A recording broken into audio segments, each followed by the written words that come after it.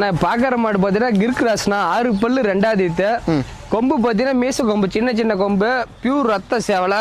இன்னும் கண்ணு போது பாத்தீங்கன்னா 25 நாள் 1 மாசம் டைம் பிடிக்கும். வெயில் மழை பண்ணி எல்லாத்துக்கும் அருமையா இருக்கும். ஃபார்ம் டைப்பரும் வாங்கிட்டு போகலாம், வீட்டு ஸ்டேப்பரும் வாங்கிட்டு போகலாம். ஃபேட் டெஸ்ட்னாப்புக்கு இந்த மாடு வாங்கிட்டு போகலாம். நல்ல கனமான மாடு, நல்ல கிர்ல கிராஸ் டைப்பான மாடு.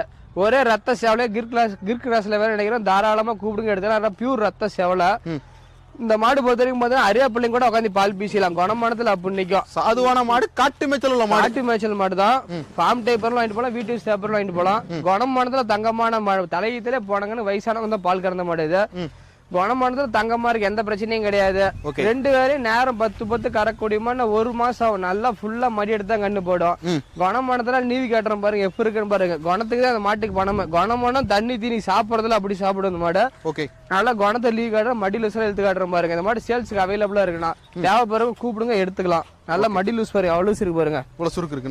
1 மாசம் ஆகும்போது மடி நல்லா ஃபுல்லா வைக்கும். நல்லா காய்ந்த மாதிரி தோல் லூஸ், குணத்தை பத்துங்க. நல்ல காம்பு நீளமான, நல்ல நீளமான சூப்பரா இருக்கு. டைட் வர காம்பு நல்லா பூ பிரிக்கிற மாதிரி இருக்கும். மிஷின் வேணும் போடலாம், கையில வேணும் பிடிக்கலாம்.